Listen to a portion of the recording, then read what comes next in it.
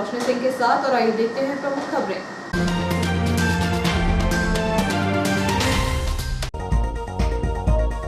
Machine खराब होने से नहीं उठ पाई गर्डर, 8 घंटे बंद रहा हाईवे पर आने वाले वाहनों को 4 लेन में किया गया था डाइवर्ट। मामला अवैध कॉलोनियों का, प्रशासनिक खींचतान, एसडीएम कार्यालय बताया अवैध, नगरपालिका बोली वैध। न्यायालय ने जारी किए काटे गए बिजली कनेक्शन को जोड़ने के आदेश, बिजली अधिकारियों ने न्यायालय के आदेशों की अवमानना करते हुए काटा था कनेक्शन।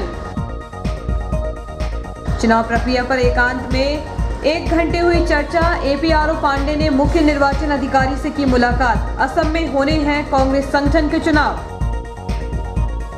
तहसीलदार के आदेश का एमपीईबी ने उड़ाया माखौल, बड़े कुएं की बिजली फिर कट और नुकसान की भरपाई करने किसान ने की वन विभाग से मुआवजे की मांग, जंगली सुअरों ने नष्ट की 1.5 एकड़ गेहूं की फसल। अब खबरें विस्तार से। रेलवे द्वारा फ्लाईओवर का निर्माण कार्य किया जा रहा है। इसके रास्ते पर हाईवे पड़ने से इसके ऊपर गर्डर डालने का काम शुक्रवार को किया गया, लेकिन मशीन में आई तकनीकी खराबी के कारण गर्डर नहीं उठ पाई। हालांकि 8 घंटे हाईवे बंद रहा, जिससे वाहन चालकों को 4 लेन से होकर गुजरना पड़ा। जानकारी के अभाव में कई वाहन चालकों को वापस लौटना पड़ा। रेल यातायात को सुगम करने के उद्देश्य से रेलवे द्वारा फ्लाईओवर का निर्माण कार्य किया जा रहा है, जिसे नागपुर मंडल के जुझारपुर स्टेशन से प्रारंभ होकर भोपाल मंडल के पवारखेड़ा स्टेशन को जोड़ा जा रहा है। फ्लाईओवर का निर्माण होने के बाद नागपुर से आने वाली ऐसी ट्रेन जिसका स्टॉपेज इटारसी में नहीं है, वह बिना इटारसी जंक्शन में प्रवेश किए फ्लाईओवर से निकाली जाएगी। इससे इटारसी जंक्शन पर बढ़ रहा ट्रेनों का दबाव कम हो जाएगा। खास बात यह है कि मालगाड़ियों का सीधे फ्लाईओवर से निकाला जाएगा। ऐसे में इटारसी जंक्शन पर दबाव होने से सवारी ट्रेनों का संचालन बेहतर ढंग से किया जा सकेगा। बताया जा रहा है कि इस प्रोजेक्ट की स्वीकृति 2008-9 में हुई थी। इसकी लंबाई 12 किलोमीटर एवं निर्माण कार्य की लागत 186 करोड़ रुपए है। इस प्रोजेक्ट को जून 2022 तक पूरा किया जाना है।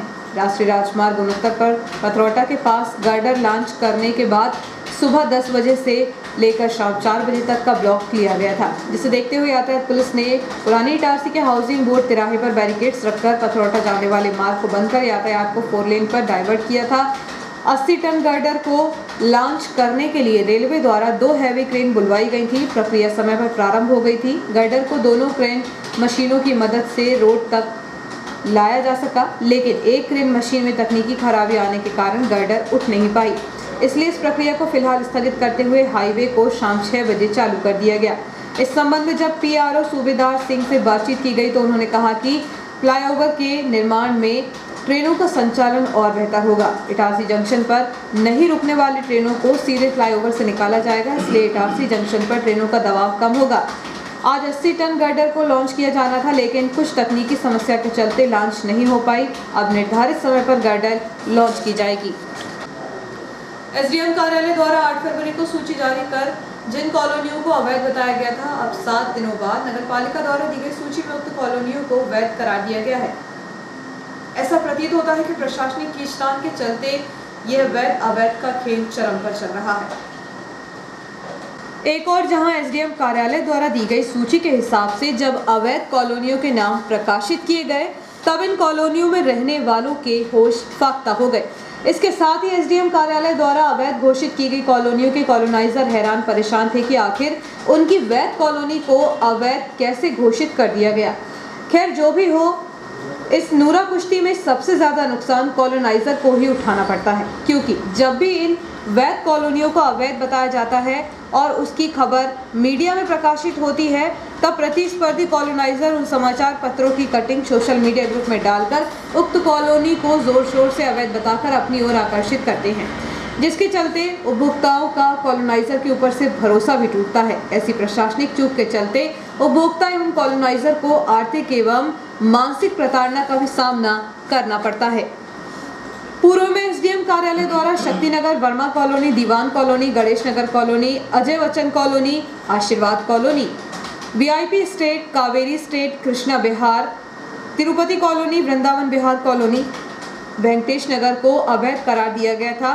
वहीं 7 दिनों बाद नगर पालिका से प्राप्त सूची में ये सभी कॉलोनियां वैध बताई गई हैं, जिसमें बाकायदा बंधक प्लॉट्स की जानकारी दी है और उक्त कॉलोनी के निर्माणकर्ताओं के नाम भी सार्वजनिक किए गए हैं। एक दिन पूर्व नेहरूगंज स्थित एक मकान में किराए से रहने वाले किराएदारों का बिजली कनेक्शन काटकर मीटर ले जाने के मामले में न्यायालय ने बिजली कंपनी के अधिकारियों को कनेक्शन जोड़ने के निर्देश जारी किए हैं। कंपनी के अधिकारियों ने न्यायालय के आदेश की अवमानना करते हुए बिजली कनेक्शन काटा था। नेहरूगंज स्थित एक मकान में अंगूरी बाई, जयसिंह भदौरिया, लताबाई पाटिल और राम सिया कई सालों से किराए पर रह रहे हैं। गुरुवार को विद्युत वितरण कंपनी के अधिकारी और कर्मचारियों ने आकर उनका बिजली कनेक्शन काटने के बाद मीटर को उखाड़ कर ले गए थे, जबकि किराएदार के पास उक्त मकान में रहने के लिए उनके पास आदेश थे। फिर भी बिजली कंपनी के अधिकारियों ने तानाशाही दिखाते हुए न्यायालय में आदेश की अवमानना करके कनेक्शन काट दिया, जिससे चारों किराएदार एवं उनके परिजनों को रात अंधेरे में गुजारनी पड़ी। इस दौरान उन्हें कई समस्याओं का सामना भी करना पड़ा। तब किराएदारों ने पुनः न्यायालय की शरण में पहुंचे। इस मामले में प्रथम सिविल जज जूनियर डिवीजन इटारसी नाविश्ता कुरैशी ने प्रकरण का अवलोकन करते हुए विद्युत वितरण कंपनी के अधिकारियों को कनेक्शन जोड़ने के निर्देश जारी किए हैं। न्यायालय ने माना है कि वर्तमान में आवेदक अंधेरे में निवासरत हैं, उन्हें बिजली पानी की अत्यंत आवश्यकता है। यह मूलभूत सुविधा में भी आता है। ऐसा भी नहीं है कि आवेदकों द्वारा बिजली बिल का भुगतान नहीं किया गया हो। समय पर पूरा बिल जमा करने के बाद भी उन्हें अंधेरे में नहीं रखा जा सकता। इस संबंध में कंपनी द्वारा न्यायालय के आदेशों की अवमानना की गई है। न्यायालय ने बिजली कंपनी के अधिकारियों को तत्काल कनेक्शन जोड़ने के आदेश जारी किए हैं। इस संबंध में जब विद्युत वितरण कंपनी की डीई पूनम तुमराम से बातचीत की गई तो उन्होंने कहा कि भूमि स्वामी मानवेंद्र पांडे द्वारा आवेदन दिया गया था कि उनका मकान जर्जर हालत में है, उनका कनेक्शन काटा जाए, इसलिए कनेक्शन काटने की कार्रवाई की गई थी। न्यायालय द्वारा कनेक्शन जोड़ने के निर्देश जारी किए गए, इसलिए तत्काल बिजली कनेक्शन जोड़ने की कार्यवाही की जा रही है। हाल ही में असम राज्य में 2022 में होने वाले कांग्रेस संगठन में सहायक निर्वाचन अधिकारी नियुक्त किए गए वरिष्ठ कांग्रेसी नेता शिवाकांत गुड्डन पांडे ने शुक्रवार को मुख्य निर्वाचन अधिकारी और दिल्ली राज्य के पूर्व मंत्री हारून यूसुफ से मुलाकात की और करीब 1 घंटे तक असम में कांग्रेस की स्थिति और संगठनात्मक चुनाव की प्रक्रिया पर चर्चा की। इस मुलाकात के दौरान वरिष्ठ कांग्रेसी नेता मुकेश गांधी भी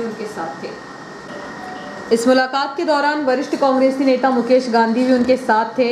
हारून यूसुफ से श्री पांडे की मुलाकात गुरुवार को होनी थी, पर श्री यूसुफ चुनाव प्रचार के लिए पंजाब के दौरे पर थे, इसलिए यह मुलाकात शुक्रवार को हुई। इसके पूर्व श्री पांडे ने दिल्ली में अखिल भारतीय कांग्रेस कमेटी कार्यालय पहुंचकर सेंट्रल इलेक्शन अथॉरिटी के चेयरमैन और पूर्व सांसद मधुसूदन मिस्त्री से भी भेंट की। श्री मिस्त्री ने पांडे को उनका नियुक्ति पत्र सौंपा। श्री पांडे शीघ्र ही चुनाव प्रक्रिया को मूर्त रूप देने के लिए असम रवाना होने वाले हैं। माध्यमिक शिक्षा मंडल भोपाल द्वारा आयोजित हाई स्कूल की परीक्षाएं शुक्रवार से प्रारंभ हो गई। पहला पर्चा हिंदी विषय में प्रारंभ हुआ। इटारसी में 6 परीक्षा केंद्र बनाए गए थे। पहले दिन किसी प्रकार की नकल का प्रकरण सामने नहीं आया।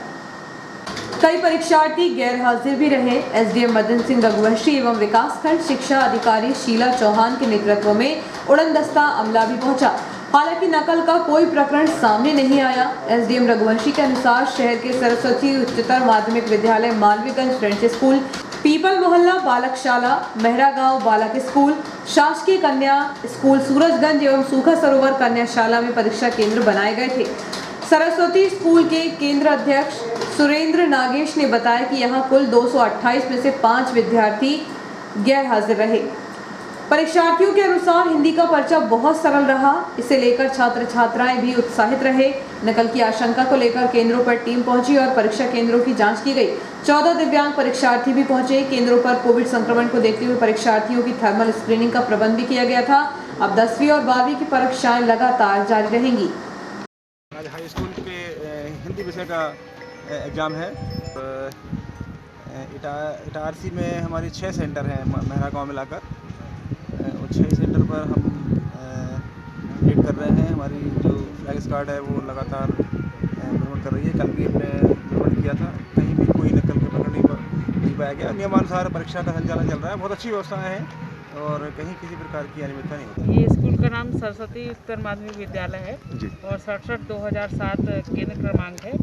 यहाँ पर कुल छात्र 228 10वीं के बैठे हैं और हिंदी का पेपर है, जिसमें से आज 223 उपस्थित है इस केंद्र पर और 5 अनुपस्थित हैं।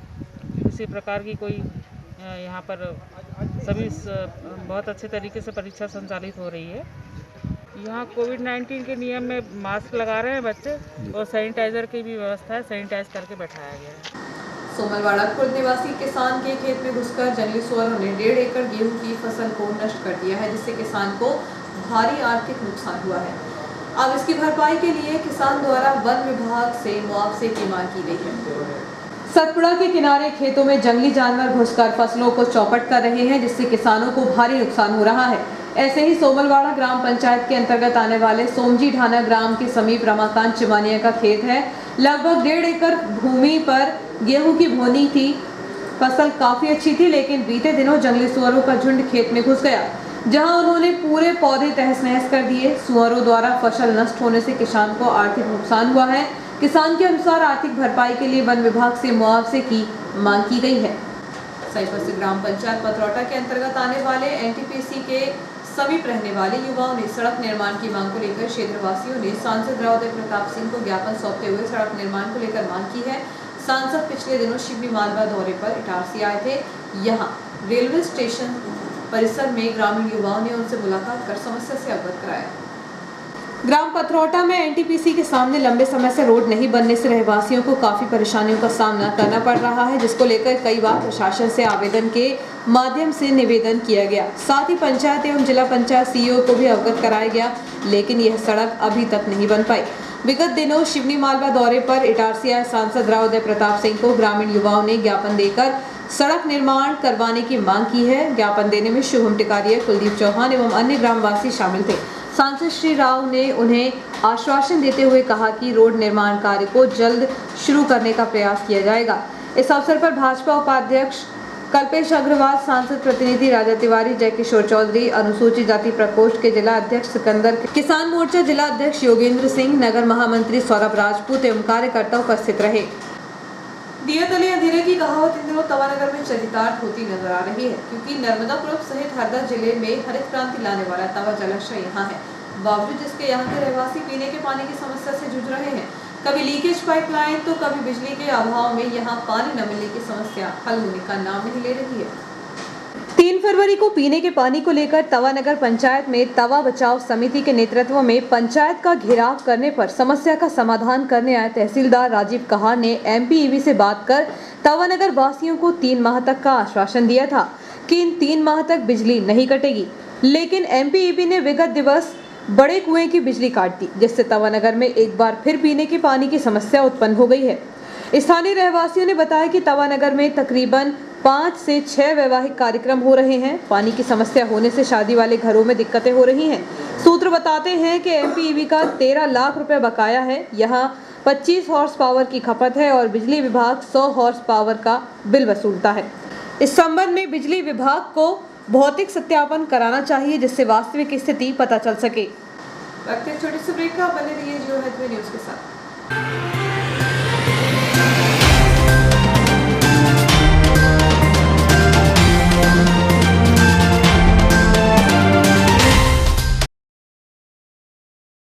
कॉम्प्रीहेंड।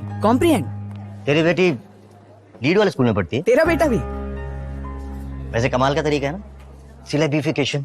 जो शब्द बोलने में मुश्किल लगे उसे ऐसे तोड़ो और फिर जोड़ दो। Understand? Understood. Lead powered school देता है इंटरनेशनल स्टैंडर्ड एजुकेशन, जिसका फर्क देख रहे हैं 8 लाख से भी ज्यादा parents.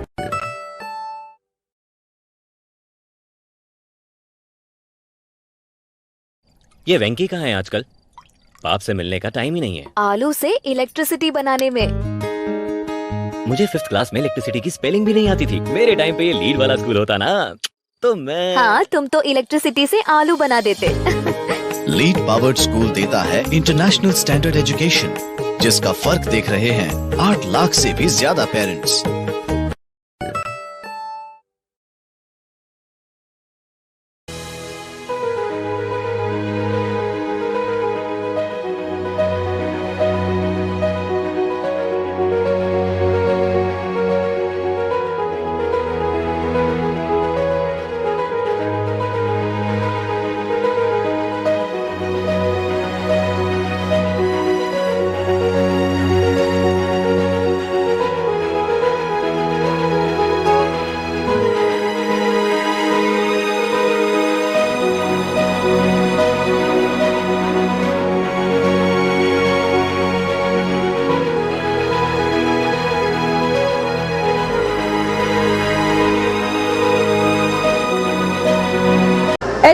Marriage garden Saraswati school के सामने, श्री बूढ़ी माता मंदिर के पीछे, मालवीयगंज इटारसी बोरतलाई बाईपास मार्ग पर।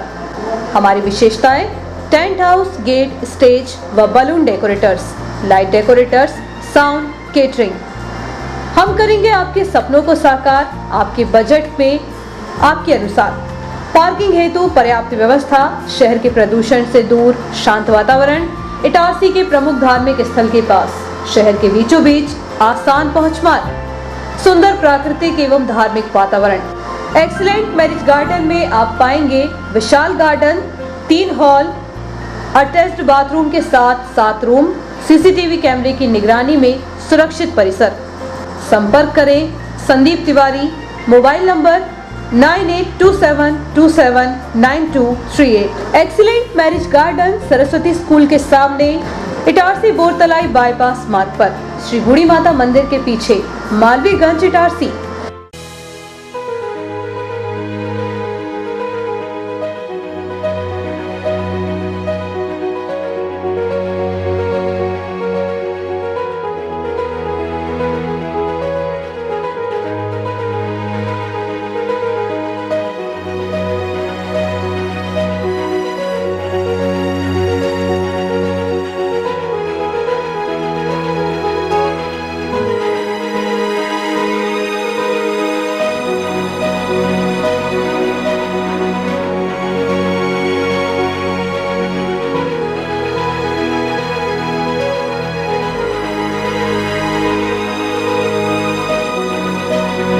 आपका विश्वसनीय चंचल ज्वेलर्स अब नए शोरूम में गोल्ड प्लेटेड आभूषणों एवं नए डायमंड ज्वेलरी के साथ 1 ग्राम और 2 ग्राम वाली सोने की 4 चूड़ियां एवं कंगन, 1 ग्राम और 2 ग्राम वाला सोने का मंगलसूत्र, हार, करदौना, चैन, झुमके, बाजूबंद और सभी प्रकार के गहने, डायमंड सेट एवं एंटिक ज्वेलरी और फैंसी ज्वेलरी का अनुपम संग्रह।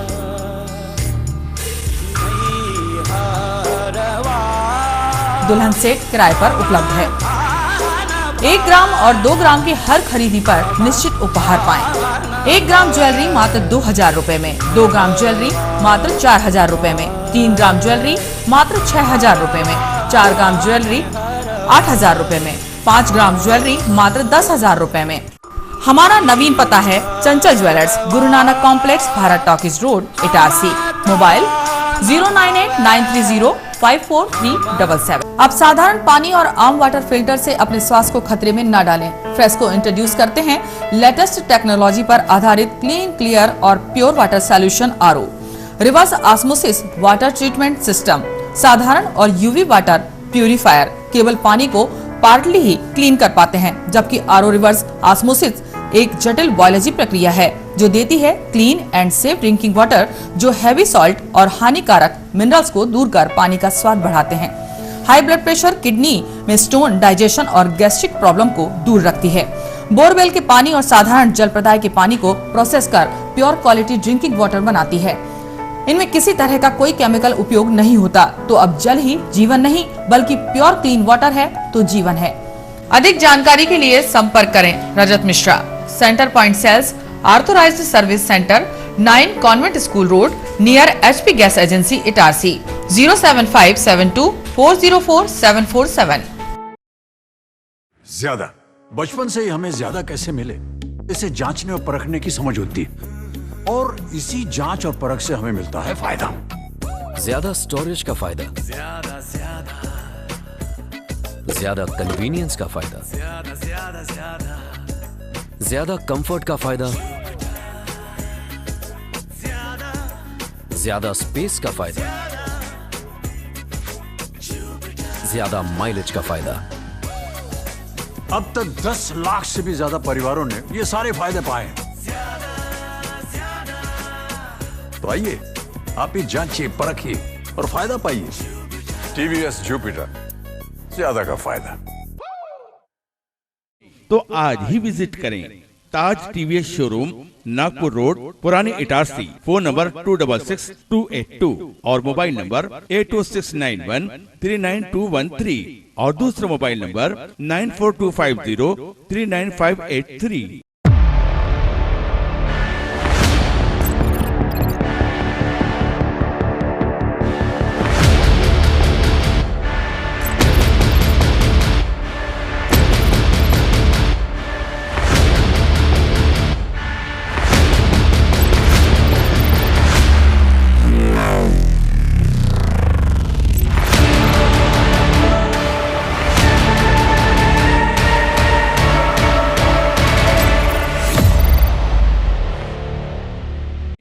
आज ही विजिट करें। ताज टीवीएस शोरूम, नागपुर रोड, पुरानी इटारसी। फोन नंबर 266282 और मोबाइल नंबर 8269139213 और दूसरा मोबाइल नंबर 9425039583।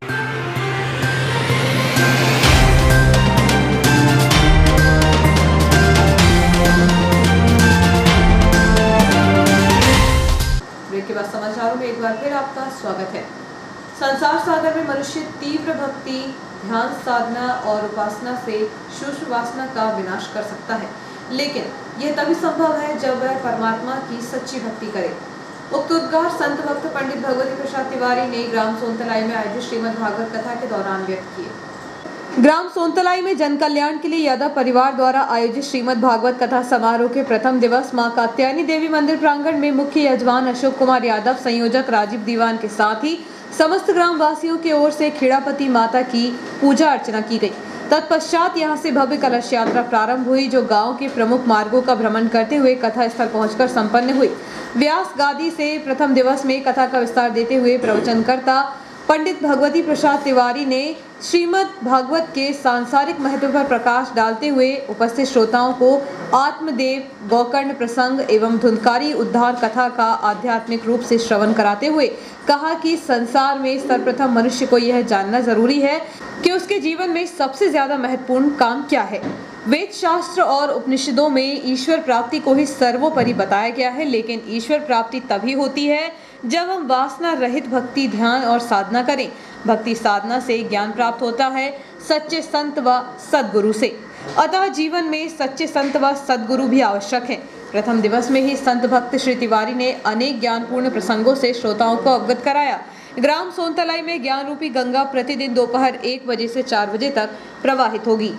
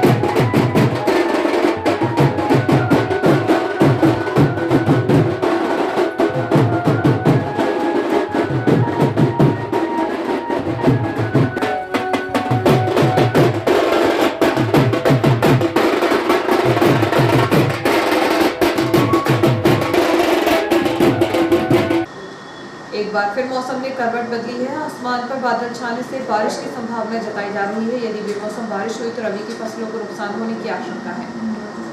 मौसम विभाग के अनुमान के अनुसार आसमान पर बीते 2 दिनों से हल्के एवं मध्यम दर्जे के बादल छाए हुए हैं। हालांकि कभी धूप छांव की स्थिति है, परंतु मौसम वैज्ञानिकों की बात सच माने तो आगामी दिनों में एक बार फिर मौसम करवट ले सकता है और बेमौसम बारिश का खतरा बढ़ जाएगा। लेकिन आसपास के क्षेत्रों के किसानों का मानना है कि यदि अब फरवरी माह में भी बेमौसम बारिश हुई तो रबी फसलों को भारी नुकसान हो सकता है। गेहूं में बालियां आ चुकी हैं, वहीं चने की फसल में भी फल लगने की शुरुआत हो चुकी है। ऐसी स्थिति में यदि बेमौसम बारिश होती है तो फिर भारी नुकसान को रोका नहीं जा सकता। फिलहाल बीते 2 दिनों में मौसम परिवर्तन के हालात बन रहे हैं। अब देखना होगा कि बेमौसम बारिश कब तक होती है। पश्चिम मध्य रेलवे संस्थान ग्राउंड पर आयोजित अंतर विभागीय लेदर बॉल क्रिकेट टूर्नामेंट के चौथे दिन शुक्रवार को 14-14 ओवर के 3 मैच खेले गए, जिसमें TROA, TRD एवं इलेक्ट्रिक जनरल की टीम ने अपने अपने मैच जीते। प्रतियोगिता का पहला मैच कार्मिक विभाग के TRO के मध्य खेला गया, जिसमें TROA ने पहले बल्लेबाजी करते हुए निर्धारित 14 ओवर में 4 विकेट पर 175 रन बनाकर टूर्नामेंट का सर्वोच्च स्कोर बनाया, जिसमें अमित लोधी लोको पायलट ने 77 रन का योगदान दिया। जवाब में उतरी कार्मिक विभाग की टीम 14 ओवर में 6 विकेट पर 102 रन बना सकी। TROA ने 75 रन के बड़े स्कोर से जीत दर्ज की। प्रतियोगिता का दूसरा मैच ऑपरेटिंग ए विभाग एवं TRD के मध्य खेला गया, जिसमें ऑपरेटिंग ए ने 103 रन बनाए। जवाबी पारी खेलते हुए TRD की टीम ने 9 ओवर 5 बॉल में केवल 1 विकेट खोकर जीत का लक्ष्य प्राप्त कर लिया। तीसरा मैच इलेक्ट्रिक जनरल एवं इंजीनियरिंग कार्य के मध्य खेला गया, जिसमें इंजीनियरिंग की टीम ने सभी विकेट खोकर 70 रन बनाए। जवाब में उतरी इलेक्ट्रिक जनरल की टीम ने 6 ओवर 3 बॉल में 1 विकेट पर 71 रन बनाकर मैच में विजय प्राप्त की। शहर में शासन प्रशासन के द्वारा स्वच्छता अभियान 2022 के तहत युद्ध स्तर पर काम किया जा रहा है, जिसकी मॉनिटरिंग आकस्मिक निरीक्षण करते हुए कलेक्टर नीरज कुमार सिंह कर रहे हैं। वहीं प्रशासन की संयुक्त टीम को उनके द्वारा बार-बार स्वच्छता अभियान की कमियां बताकर सुधार करवाया जा रहा है। देखने में आ रहा है कि नगर पालिका की टीम मुख्य बाजार क्षेत्र में ही स्वच्छता का उचित ध्यान नहीं रख रही है, जिसके चलते शुक्रवार की शाम रेस्ट हाउस के सामने से जयस्तंभ चौक पहुंच मार्ग पर कचरा एकत्र करने नगर पालिका द्वारा मार्ग के बीच में लगाई गई डस्टबिन में आसपास के दुकानदारों द्वारा कचरा सुरक्षित रख दिया जाता है, लेकिन नगर पालिका की सफाई टीम द्वारा सही वक्त पर डस्टबिन से कचरा नहीं निकाला जाता है। ऐसी स्थिति में डस्टबिनों में आवारा मवेशी खान-पान की सामग्री तलाश में मुंह डाल देते हैं और कचरा सड़क पर फैला देते हैं। नगर पालिका सफाई टीम को ध्यान देकर कचरा प्रबंधन करना चाहिए। मध्य प्रदेश कांग्रेस खेल खिलाड़ी प्रकोष्ठ ने नर्मदापुरम जिला अध्यक्ष रामशंकर सोनकर को नियुक्त किया है। जिला अध्यक्ष श्री सोनकर की नियुक्ति पर उनके समर्थकों ने बधाई देते हुए शीर्ष नेतृत्व का आभार व्यक्त किया। नर्मदापुरम जिले के वरिष्ठ पुलिस अधिकारियों के निर्देश पर यातायात जागरूकता सप्ताह को 17 फरवरी से शुरू किया गया है, जो कि 23 फरवरी तक जारी रहेगा। यातायात जागरूकता सप्ताह के दूसरे दिवस शुक्रवार की शाम ट्रैफिक पुलिस टीम खेड़ा स्थित कृषि उपज मंडी परिसर पहुंची, जहां यातायात प्रभारी अशोक बरबड़े के नेतृत्व में आसपास के ग्रामीण क्षेत्रों के किसानों को यातायात नियमों की जानकारी से अवगत कराया गया। इस दौरान किसानों को समझाइश दी गई कि ट्रैक्टर ट्रॉली पर लाल रेडियम की पट्टी का उपयोग करें, वाहन चलाते समय सीट बेल्ट एवं हेलमेट का अनिवार्य रूप से उपयोग करें और वाहन चालन संबंधी सभी दस्तावेजों को अपने साथ रखें, ताकि वाहनों की चेकिंग के द्वारा की जाने वाली जाँच के दौरान अपने वाहन चालन संबंधी सभी दस्तावेज अवश्य दिखाएं। न्यास कॉलोनी स्थित एक घर में घुसकर आरोपियों ने किशोरी के साथ मारपीट करते हुए उसे जान से मारने की धमकी दी थी। इस मामले में जब पीड़ित किशोरी ने सिटी थाने में शिकायत की तो पुलिस ने सामान्य धारा के तहत प्रकरण दर्ज कर उन्हें चलता कर दिया। अब आरोपी खुलेआम शहर में घूम रहा है, जिससे पीड़ित परिवार ने जान का खतरा बताया है। न्यास कॉलोनी निवासी उत्तम शाह के अनुसार 14 फरवरी को रात 9 बजे जब वह अपनी दुकान में था, तभी उसका चचेरा भाई विजय शाह अपने 3 दोस्तों के साथ नशे की हालत में घर में घुसा था। घटना के दौरान घर में उसकी 15 वर्षीय बेटी के अलावा मां और पत्नी भी थी। आरोपी ने गाली गलौज करते हुए पढ़ाई कर रही बेटी के साथ मारपीट करते हुए जान से मारने की धमकी दी। इस घटना के बाद से परिजन काफी भयभीत है। घटना की शिकायत सिटी थाने में की गई तो पुलिस ने आरोपी को बचाने के चक्कर में उचित धाराओं के तहत प्रकरण दर्ज नहीं किया। यही वजह है कि वह खुलेआम घूम रहा है, जबकि वह आदतन अपराधी है। उसके खिलाफ सिटी थाने में कई आपराधिक प्रकरण दर्ज हैं। बावजूद इसके ऐसे अपराधी को पुलिस ने बचाने का प्रयास किया है। उसे गिरफ्तार नहीं किए जाने से वह कभी भी वारदात को अंजाम दे सकता है। प्रधानमंत्री नरेंद्र मोदी 19 फरवरी को दोपहर 1 बजे इंदौर में निर्मित गोवर्धन बायो CNG प्लांट का लोकार्पण करेंगे। इंदौर में आयोजित कार्यक्रम का सीधा प्रसारण नगर में 2 स्थानों पर दिखाया जाएगा। इंदौर में आयोजित कार्यक्रम का सीधा प्रसारण नगर में 2 स्थानों पर दिखाया जाएगा। मुख्य नगर पालिका अधिकारी श्रीमती हेमेश्वरी पटले ने बताया कि एक कार्यक्रम नगर पालिका कार्यालय के नीचे होगा। कार्यक्रम में विधायक डॉक्टर शीतल शरण शर्मा मुख्य अतिथि रहेंगे। इस अवसर पर स्वच्छता ब्रांड एम्बेसडर जगदीश मालवीय व अन्य अतिथि रहेंगे। दूसरा कार्यक्रम पुराने इटारसी में देवल मंदिर के पास होगा। CMO श्रीमती पटले ने नागरिकों से आग्रह किया है कि वे इन दोनों कार्यक्रमों में अवश्य शामिल हों। मध्य प्रदेश मध्य क्षेत्र विद्युत वितरण कंपनी द्वारा ग्रामीण क्षेत्रों में स्थापित ट्रांसफार्मर DP में तकनीकी सुधार के लिए रविवार को कुछ ग्रामीण क्षेत्रों में घोषित विद्युत कटौती कर सुधार कार्य किया जाएगा। विद्युत वितरण कंपनी द्वारा की गई जानकारी के अनुसार 33 केवी जमानी फीडर पर लाइंस मेंटेनेंस का कार्य 20 फरवरी को किया जाएगा, जिसके चलते सुबह 11 बजे से शाम 4 बजे तक घोषित विद्युत कटौती की जाएगी। इस दौरान 33 और 11 केवी उपकेंद्र जमानी एवं धुरपन के अंतर्गत आने वाले ग्रामीण क्षेत्र विद्युत कटौती में शामिल रहेंगे। और आइए देखते हैं प्रमुख खबरें एक बार फिर।